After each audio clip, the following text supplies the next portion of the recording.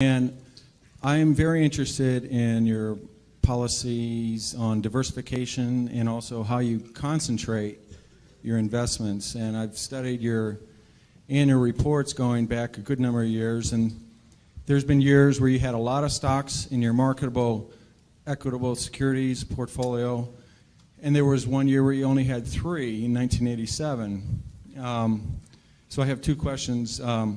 Given the number of stocks that you have in the portfolio now, what does that imply about your view of the market in terms of, is it fairly valued, that kind of idea? And second of all, it seems that whenever you take a new investment, you never take less than about 5% and never more than about 10% of the total portfolio with that new position.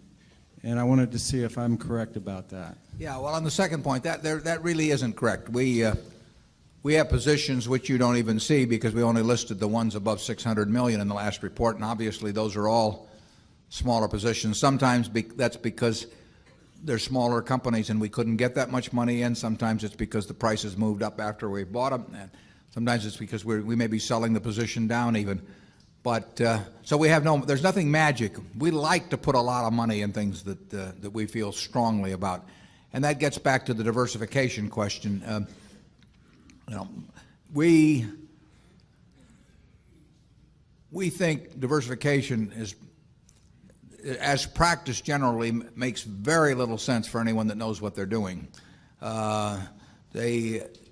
Diversification is a protection against ignorance. I mean, if you want to make sure that nothing bad happens to you relative to the market, you own everything. There's nothing wrong with that. I mean, that is a perfectly sound approach for somebody who does not feel they know how to analyze businesses. If you know how to analyze businesses and value businesses, it's crazy to own 50 stocks or 40 stocks or 30 stocks probably, because there aren't that many wonderful businesses that are understandable to a single human being in all likelihood. And to have some super wonderful business and then put money in number 30 or 35 on your list of attractiveness and forego putting more money into number 1 just strikes Charlie and me as madness. And it's conventional practice, and it may, if all you have to achieve is average, it may preserve your job, but it's a confession in our view that you don't really understand the businesses that you own. On a personal portfolio basis, I own 1 stock, but it's a business I know, and it leaves me very comfortable. So, do I need to own 28 stocks in order to, have proper diversification? It'd be nonsense. And within Berkshire, I could pick out 3 of our businesses, and I would be very happy if they were the only businesses we owned and I had all my money in Berkshire. Now, I love the fact that we can find more than that and that we keep adding to it. But 3 wonderful businesses is more than you need in this life to do very well. And the average person isn't going to run into that. I mean, if you look at how the fortunes were built in this country, they weren't built out of a portfolio of 50 companies. They were built by someone who identified with a wonderful business. Coca-Cola is a great example. A lot of fortunes have been built on that. And there aren't 50 Coca-Colas.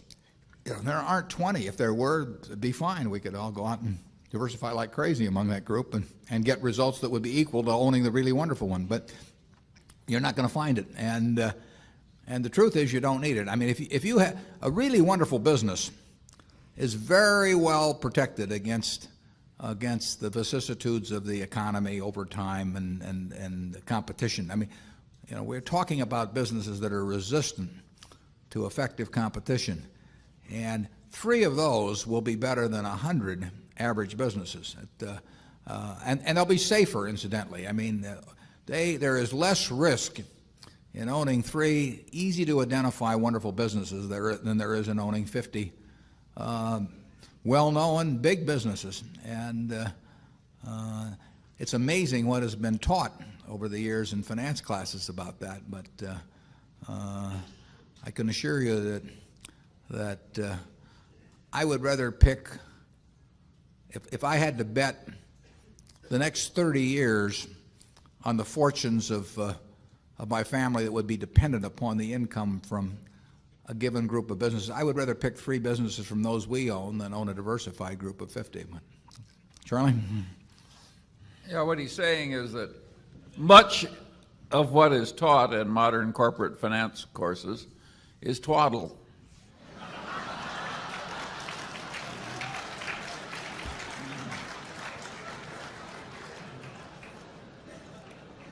You want to elaborate on that, Charlie?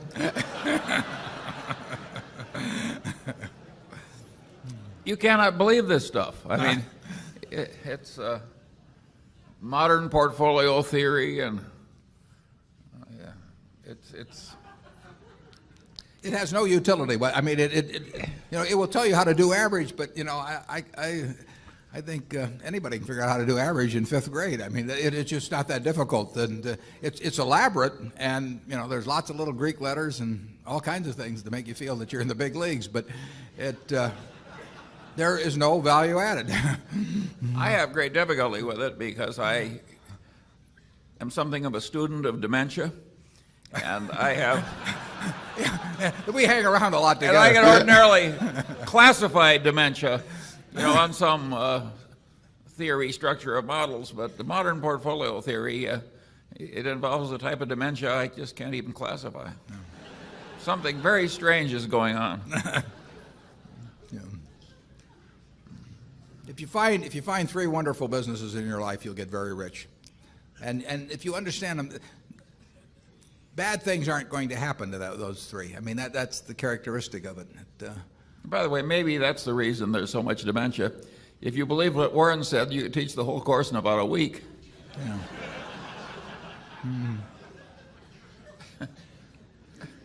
Yeah, and the high priest wouldn't have any edge over the lay people, and that never sells well. Right.